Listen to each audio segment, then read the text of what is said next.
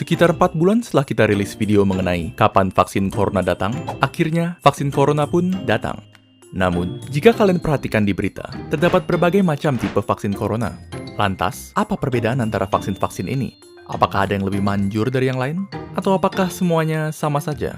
Untuk menjawab semua pertanyaan tersebut, mari kita simak dalam video ini.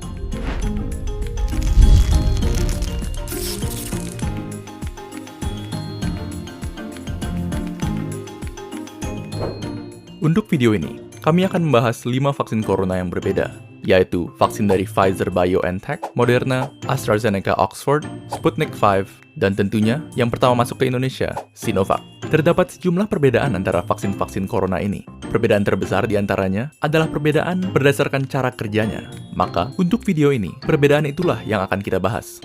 Namun, sebelum membahas perbedaan cara kerja vaksin, ada baiknya kita memahami terlebih dahulu bagaimana sebenarnya tubuh manusia melawan virus dan menciptakan kekebalan. Ketika virus atau apapun yang bersifat asing memasuki tubuh manusia, sistem imun kita akan menyerangnya. Namun, proses sistem imun menghabisi virus memerlukan waktu yang lama. Karena, untuk mengalahkan infeksi, sistem imun kita harus mencari tahu cara untuk melawannya terlebih dahulu.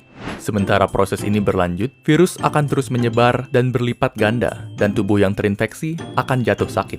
Akhirnya, setelah sistem imun tubuh berhasil menghabisi virus, dia akan terus mengingat cara untuk melawannya. Sehingga, jika virus yang sama datang lagi, tubuh kita sudah siap menghadapinya. Jadi pada dasarnya, bisa dikatakan bahwa cara kerja semua vaksin itu relatif sama, yaitu untuk memberi sistem imun kita strategi perlawanan virus tanpa harus melawan virusnya secara langsung. Meskipun demikian, cara menyampaikan strategi perlawanan tersebut berbeda-beda untuk tiap vaksin. Kita mulai dengan Sinovac, vaksin COVID-19 buatan Cina yang menggunakan metode inactivated virus atau virus yang dinonaktifkan. Metode ini menggunakan virus COVID-19 yang sudah dibunuh yang kemudian dimasukkan ke dalam tubuh manusia. Walaupun nonaktif dan tidak dapat menyebar, sistem imun tetap akan menanggapinya dan mempelajari cara melawannya. Namun, respon dari sistem imun mungkin saja tidak seampuh jika melawan virus yang masih hidup. Oleh karena itu, tipe vaksin seperti ini memerlukan beberapa dosis supaya efektif. Selanjutnya, terdapat vaksin dari AstraZeneca dan Sputnik V yang menggunakan metode viral vector. Berbeda dengan metode virus non-aktif, metode ini menggunakan virus yang masih hidup namun relatif lebih lemah, seperti adenovirus yang menyebabkan pilek. Virus lemah tersebut kemudian digunakan sebagai tumpangan bagi materi genetik COVID-19 yang akan digunakan oleh sistem imun untuk menciptakan kekebalan tanpa harus mengekspos tubuh terhadap bahaya dari virus corona yang asli.